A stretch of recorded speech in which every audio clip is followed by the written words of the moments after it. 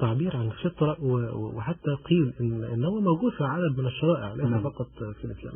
ما هو معلوماتك؟ عايز أقول لحضرتك إن أنا كنت لسه بقرأ من فترة في كتاب عن الحجاب، وكان بيتكلم عن الآيات اللي في التوراة اللي فيها الحجاب والآيات اللي في الإنجيل اللي بتتكلم عن الحجاب، وبدأ بأول حاجة بسيدنا آدم وستنا حواء، ان ربنا عز وجل قال قد انزلنا عليكم لباسا يواري سوءاتكم، عكس الفكره المشهوره بتاعت زمان الافلام اللي كنا بنشوفها زمان، ان الانسان الحجري بتاع زمان كان الراجل عريان والست عريانه وبعدين قعدوا يدوروا على ورق الشجر يعملوا كده. لا طبعا ده هو ربنا اصلا خلق سيدنا ادم وستنا حواء خلقهم مستورين، لدرجه ان الشيطان لما حب ان هو يغويهم عراهم ينزع عنهما لباسهما ليريهما سوءاتهما.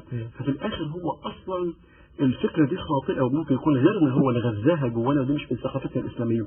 ففي كل الشرائع نازل فيها التستر لأن دي فطرة، والفطرة لما بيعرفوها العلماء هو قدر ثابت من الأخلاق والمعلومات البشرية، قدر ثابت في الأديان كلها، يعني مش الأديان، في الشرائع، هو الدين الإسلامي في الشرائع كلها، يعني ما فيش شريعة بتقول إن الكذب حلال. دي مش آية نزلت في القرآن ولا حديث، ده فطرة عند الناس، مفيش شريعة بتقول إن الزنا حلال. لكن كل الشرائع جاية بفطرة هي قدر ثابت من الشرائع لا يختلف من دين إلى دين، لكن قد يكون في بعض العمليات مختلفة من دين إلى دين. خلينا برضو نقعد مع الفتاة شوية. الفتاة اللي تظن هذا الظن، احنا مش بنجرمها ومش بنقول ان هي بعيدة والعياذ بالله، لكن احنا بنحاول نغوص شوية ونعرف ايه اللي بيخليها تصل الى هذه المنطقة. يعني بعض البنات بيقولوا اصل الحجاب مساحة التجديد في اللبس فيه محدودة جدا، فبتخنق بزهق. احنا ماشي معانا اتصال هناخده ونرجع للموضوع الثاني. معانا الاخت ضحى من الاردن. السلام عليكم اخت ضحى. السلام عليكم. نوطي التلفزيون ونسمع التليفون بعد اذنك. السلام عليكم. وعليكم السلام ورحمه الله وبركاته. انا حاب اسالك اليوم في الموضوع من ناحيه الحجاب. اتفضلي. طبعا الحجاب هو شيء مهم جدا للفتاة صراحة، وخاصة يعني مع انه الايام كثير يعني الفتيات ايضا للمرضى كمان يعني بتقابل الشباب من ناحية حتى الحجابات، ولكن يعني بضل الفتاة المتحجبة بضلها يعني متزينة خاصة من الداخل، وايضا بضلها متزينة كمان في قلبها. وبغض النظر عن تزين الفتاة بالحجاب، هذه الصباح بتكون النية عنده خالصة. في كثير فتيات بتلبس الحجاب فقط لأمر من الوالد أو الوالدة، أو مثلا بتلبس الحجاب بس مثلا الموضة، خاصة الحجاب اللي طالع هالأيام اللي هو حجاب اللي بيطلع من الدهنة أو رقبتك زي هيك، فهذا للأسف يعني غلط. فخاصة إحنا أصبحنا نسوي سوق الإسلام من ناحية الحجاب، فيعني لازم الواحد يا إما بوصل صورة الإسلام صحيحة للناس يا إما يعني أحسن ما نوصلها. الله يجزيكم الخير. الله يبارك فيك. لو سمحت يا اختنا انا عايز اسالك، اللي احنا بنتكلم عليه النهارده ده هل وردت هذا الخاطر قبل كده؟ هل حسيتي بالسؤال ده قبل كده؟ استقدتي شكلك قبل الحجاب؟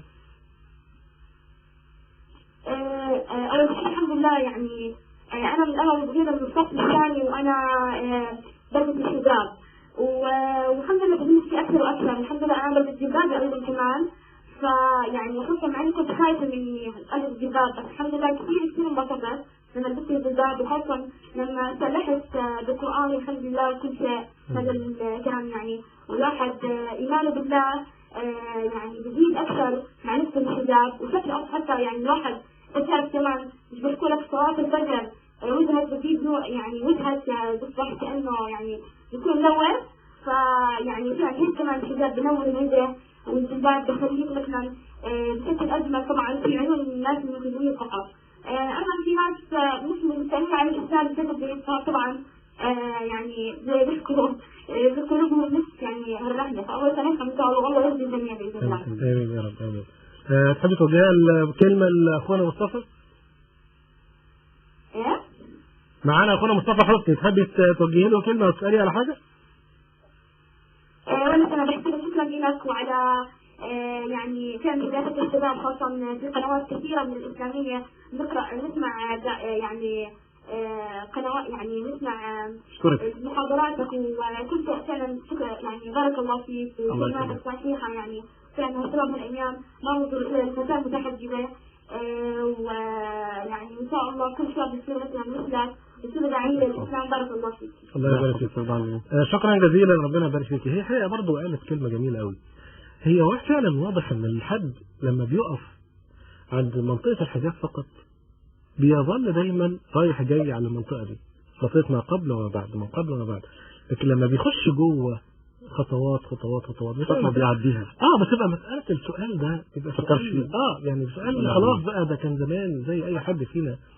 هل ده يقول ان احد حلول المشكلة دي ان احنا نبدأ نتعمق اكتر ونقرب اكتر ونقش عند المنطقة دي، ولا دايما وابدا هيفضل يراودنا هذا السؤال؟ اكيد لا طبعا. اكيد هو سباق مع نفسي ومع شهوتي، وسباق مع جو حواليا انا عايز اتخطاه، لان من ذاق عرف اللي قرب لربنا عز وجل وذاق لحظات القرب من ربنا عز وجل يقدر يوصف. والوصف ده مش سهل، لان ما حدش يعرف يوصف طعم حاجه بسهوله. لكن كل بنت خدت خطوه الحجاب، وهم قالوا حاجه حلوه جدا علماء القلوب، قالوا ان اي واحد بيتوب لربنا ربنا بيدوقه شعور حلو قوي، بيسموه في بدايه الالتزام كده شوقا لايام التوبه الاولى. قال لك ليه؟ قال لك عشان ربنا يشوقك للي جوه، هيدوقك حاجه حلوه قوي اول ما ترجع له وتقرب له او تاخد خطوه ليه، عشان يقول لك بس انت قرب كمان، خد خطوات وانت تدوق حاجات احلى. انت في الاول بس كنت حاسس ان الركعتين دول او التسبيحه دي، او لما ساعدت واحد وانت كنت عايش اناني قبل كده، حسيت بشعور في قلبك اكنك عايش في الجنه. بس فيها تعليق على موضوع ان البنت ما فيهاش تجديد لما تلبس حاجات. انا عايزه البس حاجه ستايل. اي بني ادم عنده عزه وفخور بالفكره اللي بيحملها بيبقى عايز يقول للناس انا تبع الموضوع ده، ما يبقاش متضايق بينه وبين نفسه ان هو مرتبط بالموضوع ده. وليكن اي انسان مثلا يعني اشتغل في شركه، بيبقى بيحاول انه يتلكك، او شركه كبيره، انه يطلع الكارت بتاعه اللي عليه الساين بتاع الشركه، علامه بتاعت الشركه، عشان يقول انا تبع الكيان ده.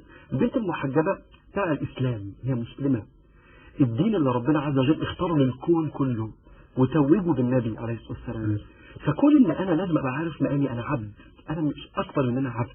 فكون ان انا ابقى عايزه اجدد في شكلي بره الاطار، جديدي براحتك، ده انت لازم تجددي في شكلك جوه الاطار، جوه الاطار اللي ربنا سبحانه وتعالى يفرح ويرضى بيه. لو انا فخوره ان ربنا هو ربنا، لكن لو انا عندي مشكله ان انا مش فخوره بربي، فلما يقول لي اعمل حاجه بتبقى نازله على قلبي كده بصعوبه، واقول عايز اجدد فيها عشان تبقى حلوه، عشان هي الامر مش لذيذ على قلبي، يبقى الموضوع مش موضوع حجاب. احنا لازم نرجع ورا لمشكله هل انا فخور وفرحان ان ربنا اصلا كلمني، ان يكون ان انا ربنا ينظر لي ويكلمني. يعني انا عايز اقف معاك شويه على منطقه الفخر دي عشان دي جميله قوي. اخد بس سلمى من مصر. السلام عليكم.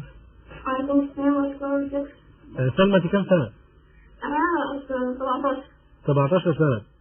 اتفضلي يا سلمى، عايزه تحطي لنا حاجه؟ عايزه اكلم استاذ مصطفى خيرا عنك. عفوا وياكم. وانا حضرتك الموضوع كان في موضوع 20 حوالي سنين وكده، فكنا بنحب نشوف بنات بالحجاب، كنا يعني بنحب المنظر ده. بس ده كان يعني من سنه كده، دلوقتي الموضوع ده خالص. يعني لما الواحد يحس ان كده قريب من ربنا ومني فرحان بيه المنظر ده، انا مبسوط جدا وببقى عايز احسن من نفسي كمان وكمان يعني. يا رب. فهي دي الفكره كده، ربنا يخليكيها بس يعني.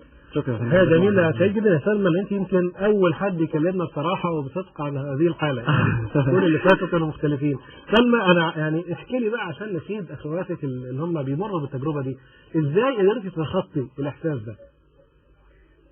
والله مش فكرة حاجة، يعني بس الواحد يعني بيبقى خايف فعلا من عقاب ربنا وعذاب ربنا، اللي هو لو عمل حتى يفكر في الحاجة دي يبقى خايف فعلا من يعني مش عارفة اقولها ازاي، بس هو احساس يعني مش عارفة اقوله الصراحة.